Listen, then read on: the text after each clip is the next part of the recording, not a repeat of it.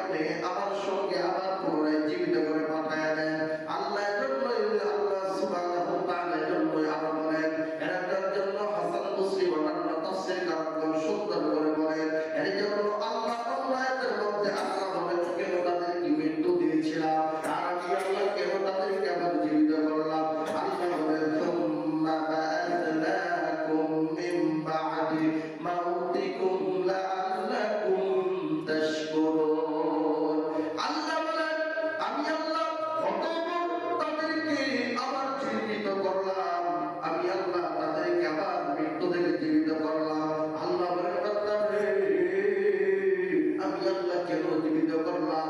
এই জন্য করলাম যাতে তোমরা আমি মালিকের কৃতজ্ঞতা স্বীকার করো, আমি মালিককে মেনে নাও। এই জন্যই আমি আল্লাহ তোমাদেরকে ওই শত্রুদেরকে মারলাম, মারার পরে আমি আল্লাহ পুনরায় তোমাদেরকে জিন্দা করে দেখায় দিলাম।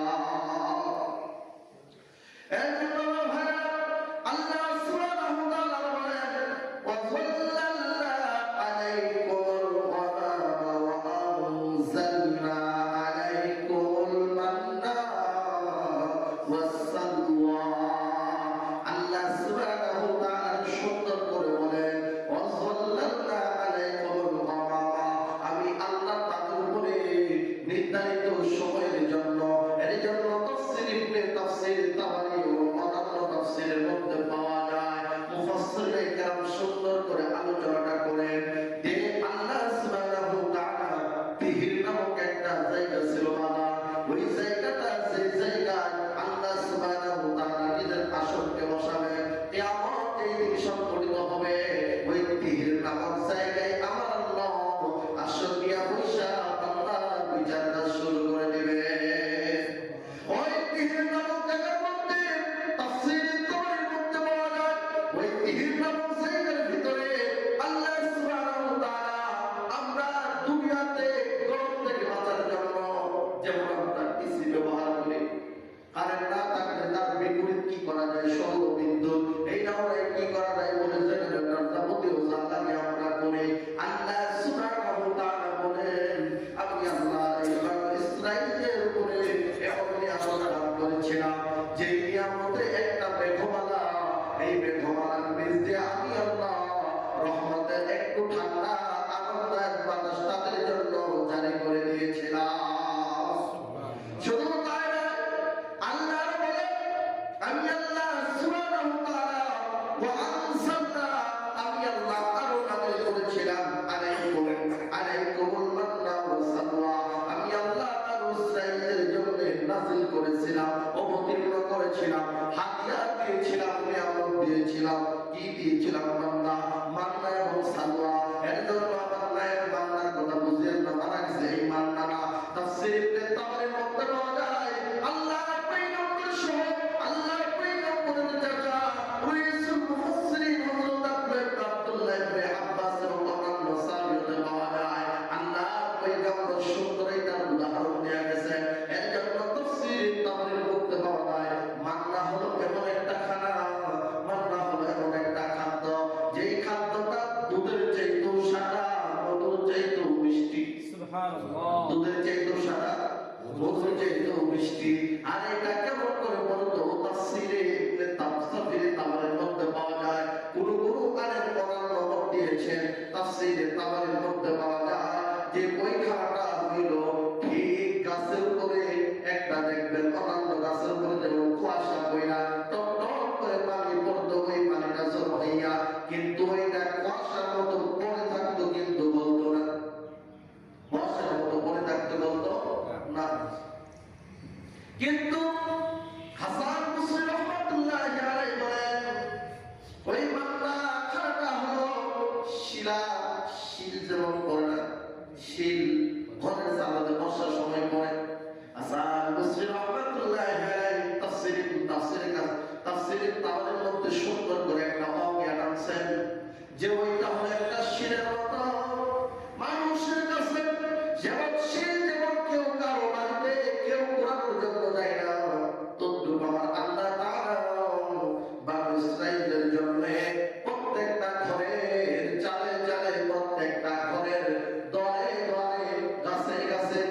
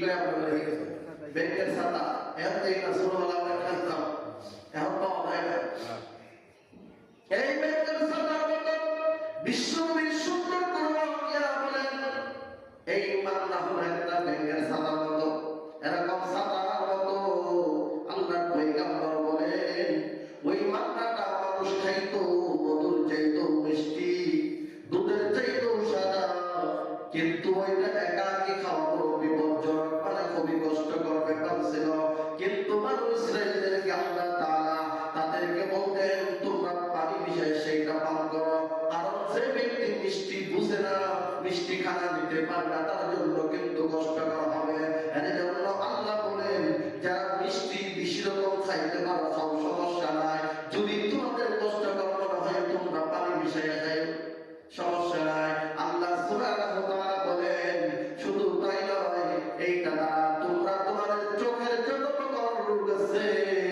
সমস্ত রোগের ঔষধ হিসাবে আল্লাহ তাআলা এই মান্নাকে দান করলেন কন্যা সুবহানাল্লাহ শুধু তাই নয় বুখারীর বর্ণনা আল্লাহ পয়গম্বর বলেন আজওয়াজ মদিনার এমন একটা খেজুর যেই খেজুর রাহমাতুল লিল আলামিন বিচিবিহীন সৃষ্টি করেছেন রবের ইশারায় আহারে বিশাল একটা ঘটনা ওই দিকে আলোচনার মাকসাদ নয় আল্লাহর পয়গম্বর রাহমাতুল লিল আলামিনের কাছে ইহুদি বেঈমানরা আল্লাহর নবীর কাছে মুজিজা দেখতে চেয়েছিল আল্লাহর পয়গম্বর বলে এই মদিনার ইহুদিরা বলো তোমরা কি দেখতে চাও তোমরা কি দেখতে চাও আমি বিশ্ব পয়গম্বর তোমরা যদি সন্দেহ করো তোমরা এমন কিছু দেখতে চাও যেটা আমার রবের পক্ষ থেকে আমি মুহাম্মদ সাল্লাল্লাহু আলাইহি ওয়াসাল্লাম করে যাব কিয়ামত পর্যন্ত আমার উম্মতরা দেখবে আল্লাহর নিদর্শন আছে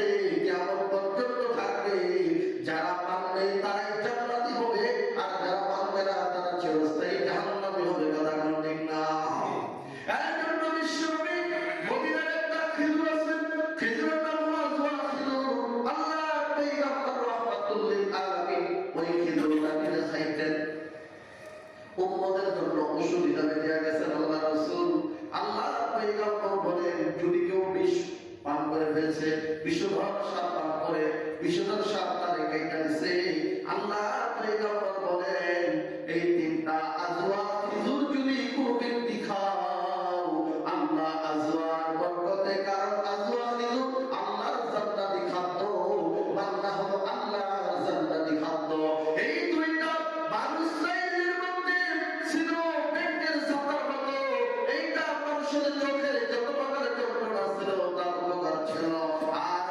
আমি বিশ্বনবীর আমলে যে খেজুরের নাম হলো আজওয়া খেজুর এই খেজুরটা কোনো ব্যক্তি যদি পাক করো কোনো ব্যক্তি যদি তোমরা খাও তিনটা আজওয়া খেজুর যদি তুমি খাও আমি আল্লাহর পয়গম্বর বলে গেলাম তাদেরকে কোনো বিষ তাদের শরীরে কাজ করবে না কন্যা সুবহানাল্লাহ আজওয়া খেজুরের তো কারণ আজওয়া জান্নাতি খাবার মান্না জান্নাতি খাবার তারপর আল্লাহ বলেন ওয়াসাল্লা আল্লাহ তাআলা বলেন তোমাদেরকে সালাম দিলাম ওই যে কথা বলতেছিলাম তিহির নামক জায়গার ভিতরে আল্লাহ সুবহানাহু ওয়া তাআলা তাফসীরে তাবারির মধ্যে সুন্দর করে লেখা হয় তিহির নামক জায়গায় আল্লাহর খলিল আল্লাহর বন্ধু আল্লাহর পয়গম্বর সাইয়্যিদনা মুসা কালিমুল্লাহ আল্লাহর পয়গম্বর মুসা আলাইহিস সালাতু ওয়াস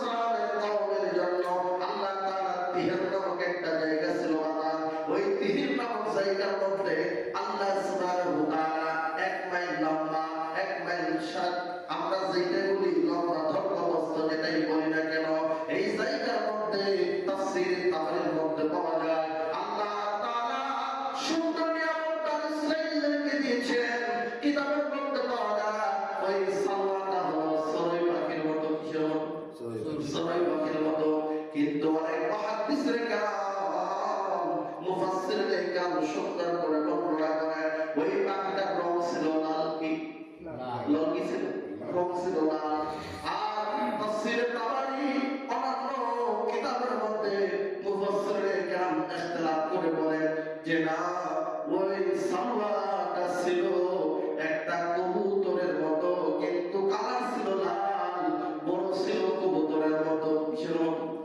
কবুতরের মতো। কিন্তু ওই দেহের মধ্যে এরকম মুসাফির করত, জান্নাতি খাবার কিন্তু পাখিগুলো উইরা উইরা একটা আরেকটার উপরে বইরা বইরা বইরা বইরা এরকম বিশাল লম্বা সাহায্য। আর বানু ইসরাঈলরা হাজার হাজার মানুষ, তারা ওই দেহের নামক জায়গা থেকে যার যে পরিমাণ লাগবে ওই পরিমাণ আইলা আইলা সবাই করে মতো খানা খাইত তারা। কিন্তু মন মতো খাইতে পারত যদি পাবনা এবং সালোয়া যদি কেউ মনে করতে বেশি হয়ে যায়। আব্দুল হাসান এবং দাওয়াত দিছে মসজিদের মধ্যে, দাওয়াত করে ঢুকলা এই গাড়া দিয়া কওড়া দিছে না আরেকটা দে তো গিয়াটা দিলা গাড়া হইলা একটা দে আরেকটা লইছে যে এখন তিনটা হইলে মোটামুটি চলে। ঠিক বাদশাহের মধ্যে ছিল মান্না এবং সালোয়া খাবারের বাজার। তারা তখন বেশি নিত, নিয়ে কেউ বেশি রাখতে পারতো না, অটো পয়সা যাইত, সব পথে যেত। আপনার যে পরিমাণ লাগবে এই পরিমাণ আপনি খাইতে পারবেন, অতিরিক্ত যা থাকবে মনে করবেন পরের দিন খাওয়া থাকতো না, পয়সা যাইব। কিন্তু সপ্তাহে শুক্রবার আল্লাহ সুবহানাহু ওয়া তাআলা তাদের জন্য নির্ধারণ করেছিলেন, কিন্তু তারা এই দিনটা নিতে পারে না।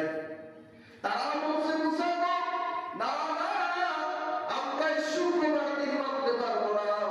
বলে কি বার মানতে হবে? শনিবার বলে ভালো হয়। আল্লাহর কাছে বললেন আল্লাহ গো, আমার উম্মতের শনিবার অর্ডার করছে। আল্লাহ বলে ঠিক আছে, তোমার উম্মতেরা ঠিক শনিবার দুনিয়ার যাবতীয় কাজ কাম যা আছে আমি আল্লাহ তাদের জন্য হারাম ঘোষণা করে দিলাম। খারাপ যা কিছু লাগবে আমি আল্লাহ শুক্রবার তোমরা শুক্র শনি 2 দিনের সহ প্রত্যেক সপ্তাহে খানা নিয়া শনিবার দিন আমি রবের সিজদায় তোমরা দিন রাত কাটাইয়া দিবা। তাহলে বোঝা গেল সপ্তাহে কয় দিন? 2 দিন। শুক্রবার তারা নিত শনিবার সহ, কিন্তু শনিবার নতুন করে খানা আসতো না। শনিবার সহ শুক্রবারে আল্লাহ বাদ দিয়ে দিতেন।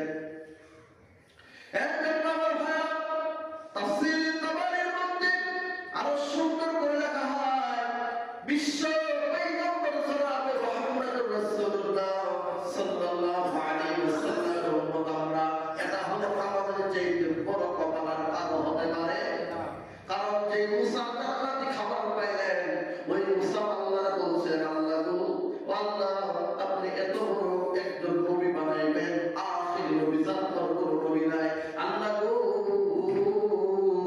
আমাকে 70,000 নবীদের নবী বানাইয়া আল্লাহ গো আমি মুসাকে ওই মুহাম্মদ সাল্লাল্লাহু আলাইহি ওয়াসাল্লামের উম্মতের অন্তর্ভুক্ত বানাইয়া।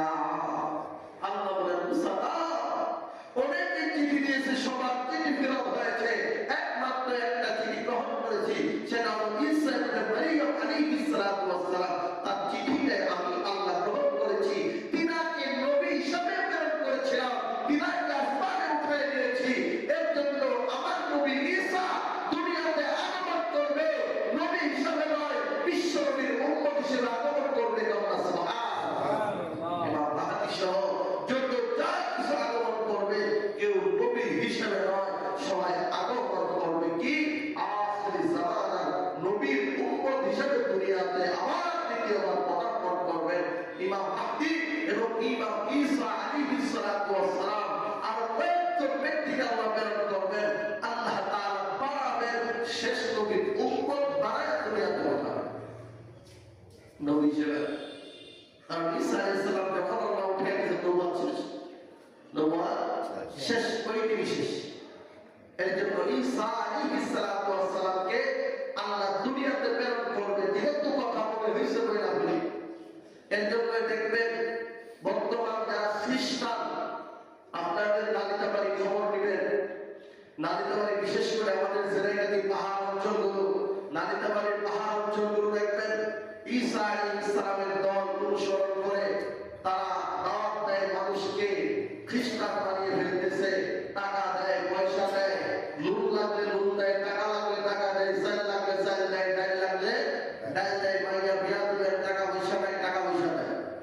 কিন্তু সত্য কি তোমরা ঈসার উম্মত হও। কার উম্মত? কথা কয় না, কার উম্মত? এখন কথা হইল ঈসা আলাইহিস সালামের নবুয়ত আছে না গেছে না? মা কথা না গেছে, আছে না গেছে না? গেছে না। তাহলে যেই বেড়ার ক্ষমতা গেছে না। এখন আপনি যদি দেখেন বাংলাদেশের প্রধানমন্ত্রী কি ও আগা গুড়া মিলায় লেখছেন শেখ হাসিনা। মা আমাদের বলে এখন বড় সব মিলিত করবো, বাড়ির করবো না মিলিত করবো না, সাথে বুঝলো না কেন কেন বলবো? শেখ হাসিনা কথা বলছিল না, ছিল নাই, ছিল এখন পলাতক।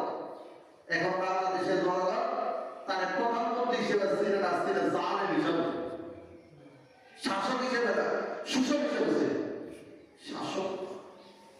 এখন কেউ যদি দাওয়াত দেয় আমার প্রধানমন্ত্রী শেখ হাসিনা করছে 2,000 মানুষ নিয়ে যা লাগবো, এখন বলেন তো জানে কেউ পিঠটা দিব না তো পিঠটা দিব কে? পিঠটা দেবে নাই ব্যাপ্ত দোষ কি এত বলাইছে ভারতে, এত ভাই বাংলাদেশে তুই কোচটা কি তাই খবর আছে। অবসল্লাহ উম্মতের কাছে আমার নবী মেসেজ দিয়ে গেছে, আমি নবী শেষ নবী, আমি নবীর পর দ্বিতীয় কোন নবী আর কোন নবী দুনিয়াতে আগমন করবে না। ঈসা আলাইহিস সালামের নবুয়ত শেষ, ঈসা পয়গম্বর দুনিয়াতে আগমন করবে কি হিসেবে? নবী না উম্মত? আর কথা কয় না, নবী না উম্মত? উম্মত হিসেবে। তাহলে জাতির কাছে যারা দাওয়াত দিতেছে টাকা পয়সা সব সহযোগিতা কইরা কেন? যে তোমরা ঈসা অন্তর্ভুক্ত, ঈসা উম্মত হও। এখন প্রশ্ন হলো ঈসা তো নারীকে দেখা উম্মত হইল কেন? ঈসাই না অন্য নবীর উম্মত। ঈসাই কি অন্য নবীর উম্মত না? এইটা হলো অন্য নবীর উম্মত। আর এর উম্মত অন্তত হইতাম কি? এই জন্য গ্রামগঞ্জে পাহাড় এলাকায় এই খ্রিস্টান মিশনারিরা হযরত ঈসা আলাইহিস সালামের ধর্ম তারা আবার নতুন করে ওপেন করার জন্য চেষ্টা করতেছে। কেন? ঈসাকে যদি কেউ নবী মানে, আখিরি নবীর পর নবী আছে যদি মানে, সে বেঈমান। কথা বলেন ঠিক না? এর জন্য বেঈমান করার জন্য, কারণ আমরা ঈমান আনছি ঈসার উপর নবী হিসেবে, এটা বাস্তবে সত্য, কিন্তু তিনি আখিরি নবীর পরে নবী নয়, তিনি উম্মত হয়ে তুমি আদায় করুন, এটার উপরে কথা আছে। এর জন্য আমরা ঈমানদার। এর জন্য আমরা কি? কোন ব্যক্তি যদি বলে যে না নবীর পরে নবী আছে, নাউযুবিল্লাহ, ঈসা আলাইহিস সালাম নবী, তাহলে সে বেঈমান, তারা বেঈমান। তার জান্নাতে তো দূরের কথা, জাহান্নামের নিম্ন স্তরে আল্লাহ তাকে জাহান্নাম দিবেন। কিছুদিন আগে একটা বক্তব্য ভাইরাল ছিল না, এক মন্ত্রী বলছিল না যে আল্লাহ অমুকরে জাহান্নামের সর্বোচ্চ জায়গায় দিও। মনে আছে না? খাই দিই কেমন মূর্খ মন্ত্রী, জান্নাত কোনটা জাহান্নাম কোনটা হেরেছিলেন। তদ্রুপ ভাবে আমাদের সমাজে কিছু মানুষ আছে ঈসা নবীকে নবী হিসেবে মানবে, ঠিক আছে, কিন্তু আমার নবীর পরে নবী নাই, এইটা চাইদা, এইটা বুঝা বলে ঈসাকে আমার আগমন করবে। আর ঈসাকে আমরা নবী হিসেবে বাইরে আগমন করাতে না, আমরা ঈসাকে মানবো আমার নবীর উম্মত হিসেবে, আমার ভাই হিসেবে। আর কোনো অপশন নেই। এর জন্য পাহাড়ি এলাকায় মুসলমান সাধারণ মানুষকে কোরআন বাইরে দেয়, আছে তো আছে, বাংলা ধরে দেওয়া আছে না, নবীর পরে নবী আবু, তোমরা নবীর পরে ঈসা নবী আবু। দেখ তার সরল সোজা মুসলমানদের কিভাবে বেঈমান বানাইতেছে। তোমরা নবীর পর নবী আবু ঈসা, ঈসা তো নবী ঠিক আছে, কিন্তু এটা কয় না যে তোমরা নবীর পর নবী আবু। সাধারণ মানুষ তো বুঝে না আসলে নবীর পরে যাইতেছে, নবীর আগে দাঁড়াইতেছে না। নবীর অঙ্গাতে শুয়ে রয়েছেন, নবীর অঙ্গাতে শুয়ে রয়েছেন জিন্দা, তাহলে কোরআন পড়ুনি আসবে, এটা তো সত্য কথা, এটা তো দেখা আছে। কিন্তু ভিতরে ঢুকে দিছে কি ঈসা নবী আইতাছেন নবী দিয়া, ঈসা নবী আইতাছেন কি ভাইয়া? নবী ভাইয়া। কিন্তু শুনতে গেল কি নবীর পর নবী আইতাছে, তো ঈসা কি নবী ছিল না? না, এরা যখন সরল সোজা মুসলমানদের যখন আসলো তো ঠিকই, তখন তো ঈসা আইছে নবী ভাইয়া। কি ভাইয়া? ঈমান শেষ। ঈসা আইছে কি ভাইয়া? উম্মত ভাইয়া। তো কি হবো? ঈসা আলাইহিস সালাম আসেন কি ভাইয়া? উম্মত হিসেবে, কিন্তু তিনি নবী হিসেবে আর নয়। আল্লাহ দুনিয়াতে কোন ব্যক্তিকে একবার পাঠায় দ্বিতীয়বার নয়। কারণ আল্লাহ রাসূল যেই ধর্মের জন্য যেই দিনের জন্য এত কষ্ট করলেন, আমরা এত কান্নাকাটি করি, আমরা এত বিলাপ করি, আমরা ধর্ম কান্দি রোজার পাশে যায়। আল্লাহ যদি চায় যে আমার কবিরা বিরুদ্ধে দেখাই দিবা আল্লাহ আর কথা কয় ভাবতো না। আল্লাহ কয় নবী চিন্তা করেন না, আপনি তো আপনার রোজে জিন্দা, আপনার উম্মত জানে আমার নবী জিন্দা, আপনাকে সালাম দিচ্ছেন। আমি আল্লাহ যে প্রান্তে একবার কেউ করবে তার নাম, বাপের নাম, চোদ্দ গোষ্ঠীর নাম, জায়গার নাম, মসজিদের নাম, মাদ্রাসার নাম, বাজারের নাম, গানের নাম, যে জায়গায় করুন না কেন, আমি আল্লাহ কিয়ামত পর্যন্ত আপনার কাছে এমন একজন ফেরেশতা পাঠিয়ে দিব যিনি আপনার উম্মতের দুরূদ আপনার কাছে পৌঁছায়। সুবহানাল্লাহ সুবহানাল্লাহ বিহামদিহি। সম্মানিত হাজিরিন, তাহলে আমরা এখান থেকে একটা জিনিস বুঝলাম, হযরত ঈসা পয়গম্বর তিনি আসবেন কি হয়ে, আর কথা বলেন কি হয়ে, উম্মত হয়ে আসবেন, নবী হিসাবে নয়। এর জন্য আমার ভাইরা যে কথা বলতেছিলাম, সামওয়া এটা এমন একটা খাবার যে খাবারটা আখির মতো একটা কবুতরের মতো লাল রঙের। এটা কেমন হয়ে আসছে ওই তিহির নামক জায়গায়, বিশাল বড় একটা জায়গায়, এক মাইল দখলগ্রস্ত জায়গায় পড়তেন, আর মানুষ এগুলো নিয়ে আরামে জবাই করে জাতি করে সেবন করে খাইতেন। কিন্তু সপ্তাহে কয় দিন? দুই দিন। শুক্রবারের দিন তারা মৃত, শনিবার দিন সহ। শনিবার দিন তাদের জন্য কি ছিল? হারাম ছিল সব। এর জন্য উম্মতের জন্য হারাম, উম্মতের জন্য, এর জন্য উম্মতের জন্য, মুহাম্মাদের উম্মতের জন্য হারাম হইল। জুমার নামাজের আযান হইল মানে সমস্ত বেচাকেনা ওই সময় পর্যন্ত, বাজার ঘাট যাবতীয় যা আছে সব ওই সময় করা হারাম।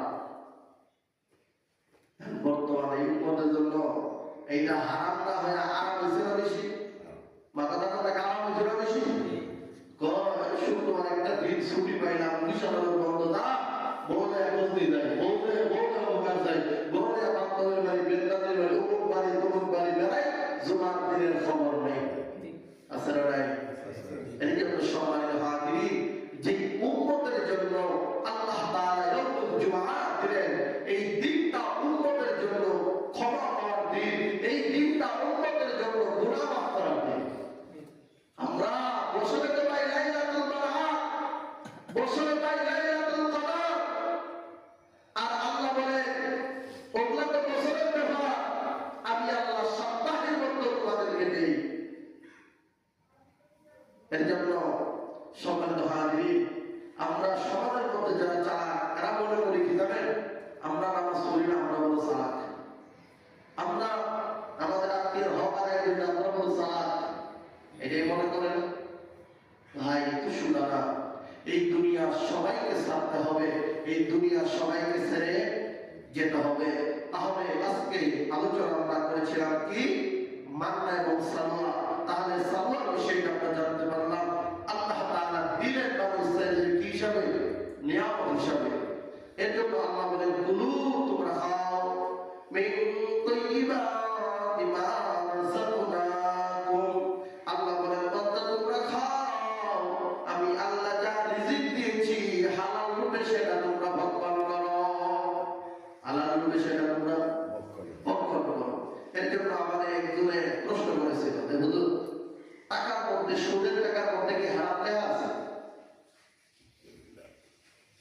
আমি বললাম না, আপনার কথা ঠিক। এখন আমি একটা উদাহরণ দিই, আপনার মানবেন, হুজুর কোন আপনি?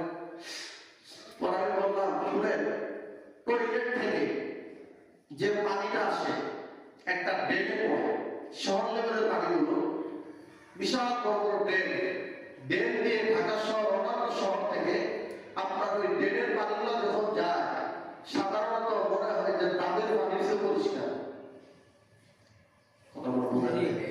মানে এক জায়গায় এমন আছে, যেখানে আছে, আমি কয়েক জায়গায় সচক্ষে দেখছি পানি পড়তেছে, ভালো ভালো, মানে একটা চিন্তা আমরা করলাম, ভাব পাই হয় না, তুই করা যায় কিনা। পরে আমার নিজের বিবেকে প্রশ্ন জানবো, কেড়ে এরকম স্বচ্ছ পানি আইলো কোথায়? পরে হঠাৎ করে এক জায়গায় তাকায় দেখি, মা বলতে গেলে ময়লা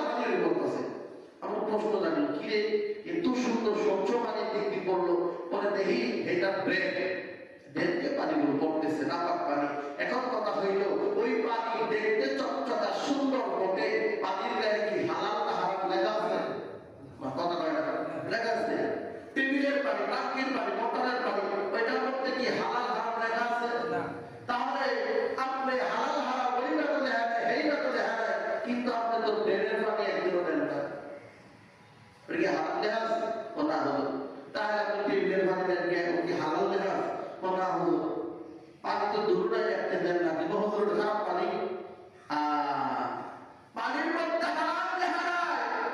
মিয়া তোমার শেষ, তোমার পেটের প্রশ্ন করে তুমি উত্তর খুঁজে দিলা, এইটা খাওয়া ঠিক হইবে না, তোমার স্বাস্থ্যের জন্য ক্ষতিকর। ও মিয়া সাহেব, টাকার মধ্যে হারাম লেখা নাই ঠিক আছে, কিন্তু আল্লাহ সুবহানাহু ওয়া তাআলা বলেছেন যে ব্যক্তি 1 টাকা সুদ গ্রহণ করলো তার সর্বনিম্ন পরিমাণের গুনাহ হলো তার মায়ের সঙ্গে জিনা করা। এর জন্যই তো জালেমরা চায় না ইসলামী শাসন কায়েম হোক। এর জন্যই জালেমরা চায় না, চুল যেমন চায় না কেউ সজাগ থাক। তদ্রুপ বর্তমান যারা ক্ষমতায় আছে এরাও চায় না আমাদের ক্ষমতা চলে যাক, কারণ এরা জানে আমাদের ক্ষমতা যদি কোনো রকম হসত করে পা পিছলে যায়, একজন তো ভারত বানাইছে আত্মর জায়গা থাকতো বাংলাদেশ। কারণ আপনি অন্যায় করবেন, অন্যায় কোনদিন কেউ মেনে নেবে না। বাংলাদেশের 18-17 কোটি যত মানুষ আছে না কেন মুসলিম সহ